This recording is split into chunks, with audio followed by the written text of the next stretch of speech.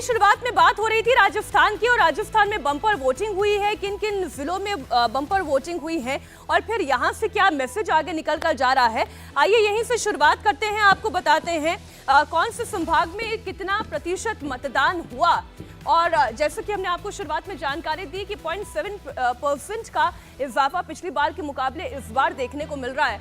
आप देखें, अगर राजस्थान में सबसे ज्यादा वोटिंग अगर हुई है तो वो हुई है 82.32%, जैसलमेर में हुई है। और सबसे कम मतदान अगर कहीं पर हुआ है, पाली में हुआ है। जोधपुर से महज कुछ घंटे के डिस्टेंस पर ही पाली, वहां पर 65.12% मतदान हुआ है। और ऑल टुगेदर राजस्थान की अगर बात की जाए तो 74.13% मतदान पूरे राजस्थान में हुआ है। राजस्थान में वोट प्रतिशत बढ़ने से बीजेपी बहुत खुश दिखाई दे रही है, क्योंकि राजस्थान का जो ट्रेंड रहा है, वोटिंग का ट्रेंड, जब भी सत्ता परिवर्तन हुआ है हर 5 साल के बाद, इस तरीके से अपवर्ड ट्रेंड की तरफ राजस्थान की जनता ने वोट दिया है और इस वोट का फायदा बीजेपी को मिला है। अब आप ये देख लें, ये जो बीते 5 सालों के चुनाव है, मतलब 5 दफा के जो चुनाव है वो आपके सामने रख रहे हैं। 1998, 2003, 2008, 13 और इसके बाद आप देखें 18 और 23 इस बार का हो गया। अब इस चार्ट को जरा मैं डिटेल में आपको समझाती हूँ। जब जब कांग्रेस की सरकार आई, जो प्रचंड बहुमत आया, जिसे कहते हैं लैंडस्लाइड विक्ट्री, वो 153 सीटें कांग्रेस ने जीती। और इस वक्त बीजेपी देखिए कहां पर सिमट कर रह गई, 33 सीटों पर। लेकिन जब सत्ता परिवर्तन हुआ तो मुकाबला, ये देखिए, एक लैंडस्लाइड विक्ट्री यहां पर दिखाई दे रही है। 120, 33 से 120 पर आ गई बीजेपी, 56 पर सिमट कर रह गई कांग्रेस। उसके बाद जब सत्ता परिवर्तन हुआ तो साल 2008 का वो चुनाव, और ये मुकाबला आप बराबरी का कह सकते हैं, जहां कांग्रेस 96 पर और बीजेपी 78 पर सिमट के रह गई। जीत भले ही कांग्रेस की हुई हो, लेकिन अगर ये कहें कि उम्मीदों से बहुत अच्छी कोई अगर जीत हासिल हुई हो तो वो कांग्रेस के साथ नहीं हुआ। लेकिन जब फिर चुनाव हुआ, वसुंधरा राजे मुख्यमंत्री बनी, तो देखिए कितना बड़ा परिवर्तन यहाँ पर नजर आ रहा है।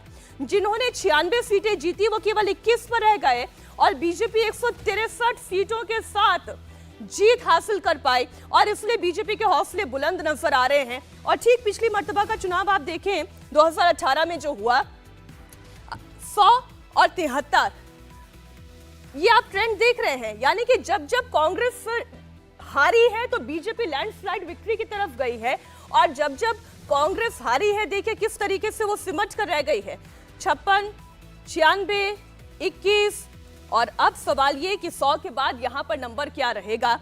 बीजेपी 120, 163, और अब बीजेपी के हौसले इसलिए बुलंदी पर है कि क्या इस बार एंटी इनकम्बेंसी फैक्टर राजस्थान में काम कर रहा है। जो वोटिंग ट्रेंड अपवर्ड दिखाई दे रहा है 0.7% का, जिसमें इजाफा दिखाई दे रहा है, तो क्या एक लैंडस्लाइड विक्ट्री की तरफ बीजेपी को लेकर जा रहा है या नहीं। हम पहले यहीं पर चर्चा कर लेते हैं। हमारे 3 संवाददाता जुड़े हुए, मनीष भट्टाचार्य, विजय लक्ष्मी और निर्णय कपूर हमारे साथ राजस्थान से जुड़े हुए हैं। मनीष, चूंकि आप राजस्थान के चप्पे चप्पे से वाकिफ हैं, ये जो ट्रेंड बता रहा है कि जब जब बीजेपी सत्ता में आई है कांग्रेस को हराकर, वो एक लैंडस्लाइड विक्ट्री दिखाई दी है।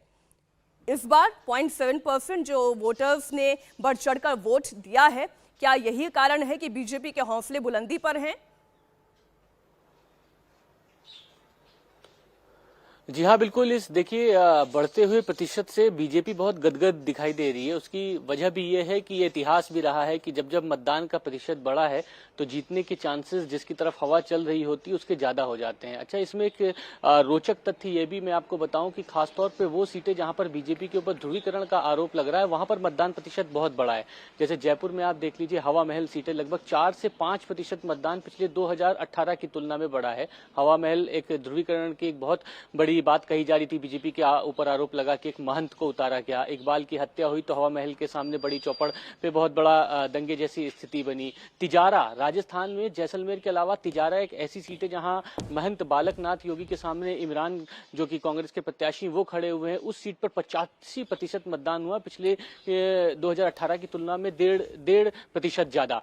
पोखरण की सीट जो है आप देखिए, वहां पर महंत बनाम जो है कांग्रेस के जो साले मोहम्मद हैं। इसके अलावा आप देखिए किशनपोल, आदर्श नगर, ये तीनों जयपुर की जो तीनों विधानसभा सीटें जो कि हिंदुत्व के एक मुद्दे पर बीजेपी चुनाव लड़ रही है और बीजेपी की एक बहुत बड़ी साख का सवाल है, तीनों जगह पर वोटिंग परसेंटेज पिछले की तुलना में यानी 2018 में जो चुनाव हुआ उससे ज्यादा बढ़ा हुआ है। तो इसको कहीं ना कहीं खासतौर पर उन सीटों से आप अनुमान लगाइए कि बीजेपी के ऊपर तुष्टीकरण का और ये ध्रुवीकरण का जो आरोप लगाया जा रहा था, उन सीटों पर मतदान प्रतिशत बढ़ा है। बीजेपी इसको मानती है कि उनके लिए एज है, इससे कहीं ना कहीं बढ़त होगी। और लोगों में जिस तरीके से ट्रेंड जो हमने बातचीत भी की है इन विधानसभा सीटों में, उन्होंने भी कहीं ना कहीं इस तरीके की बात की है कि सुरक्षा व्यवस्था, हिंदुत्व, राष्ट्रवाद, चेहरा मोदी, प्रधानमंत्री नरेंद्र मोदी का रोड शो, और खासतौर पर बीजेपी इस चीज को जो मतदान प्रतिशत इन सीटों पर बढ़ा है, कहीं ना कहीं पूरा श्रेय प्रधानमंत्री नरेंद्र मोदी के रोड शो को देना चाहिए। विजय लक्ष्मी भी हमारे साथ है। विजय लक्ष्मी, कांग्रेस के तो कई नेताओं से आपकी ऑफ स्क्रीन ऑन स्क्रीन बातचीत हो रही थी और अभी भी हो रही होगी। आपने क्या उनका मन टटोलने की कोशिश की कि वोटिंग के बाद अब इस वक्त क्या उन्हें नजर आ रहा है, क्या दिखाई दे रहा है?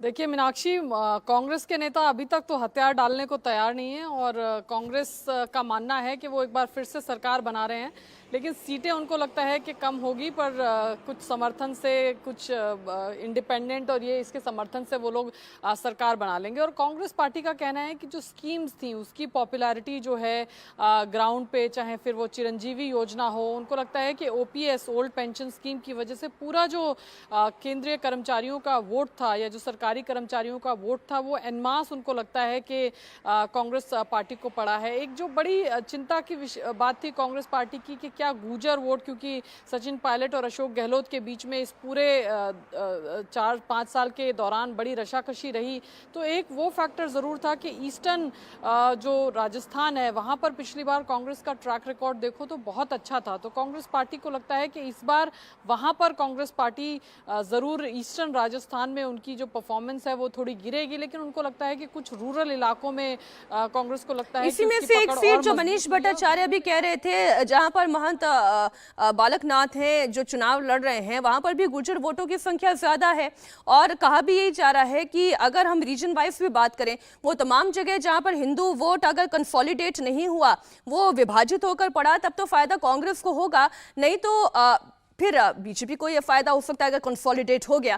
खैर, हम रीजन वाइज एक बार बात कर लेते हैं, फिर निर्णय हम आपके पास भी आएंगे, क्योंकि मेवाड़ की अगर हम बात करें, मेवाड़ का बागड़ी रीजन, वहां का वोट मीटर क्या कहता है। अब मेवाड़ की कौन कौन सी सीट आ गई, इसमें उदयपुर हो गई, चित्तौड़गढ़ हो गई, बांसवाड़ा हो गया, डूंगरपुर हो गया। एक बार पूरे ग्राफिक्स के जरिए आपको समझा देते हैं कि मेवाड़ रीजन में कौन कौन सी सीटें आती हैं जिस पर चर्चा करना जरूरी हो जाता है।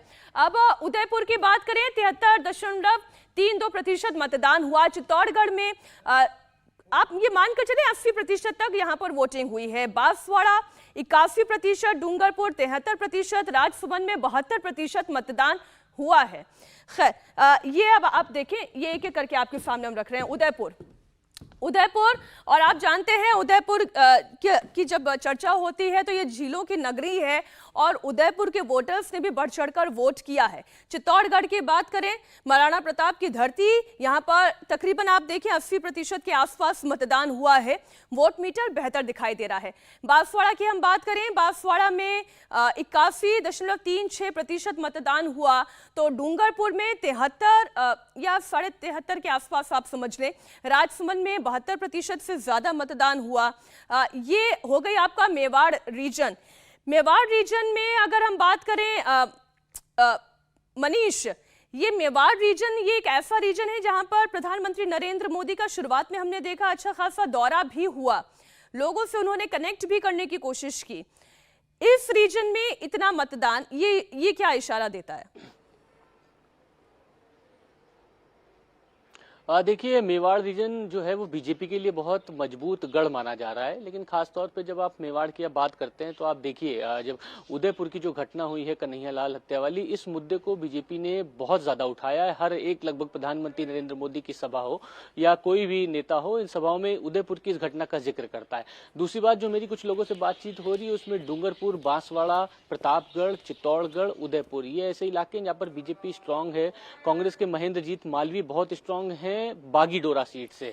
अर्जुन बामणिया जो है उसी के पास विधानसभा सीट से जो चुनाव लड़ रहे हैं, उनको भी बताया जा रहा है कि वो सीट तो खैर पूरे राजस्थान में ट्रैवल कर ही रहे हैं, लेकिन निर्णय कुछ सीटों पर जहां पर स्पेशली गए वहां का मूड पकड़ने के लिए, उनमें से एक चित्तौड़गढ़ है, एक उदयपुर है। तो चूंकि हम मेवाड़ रीजन की बात करें तो पहले उदयपुर और चित्तौड़गढ़ की बात कर ले। निर्णय यहां पर क्या माहौल दिखाई दिया आपको?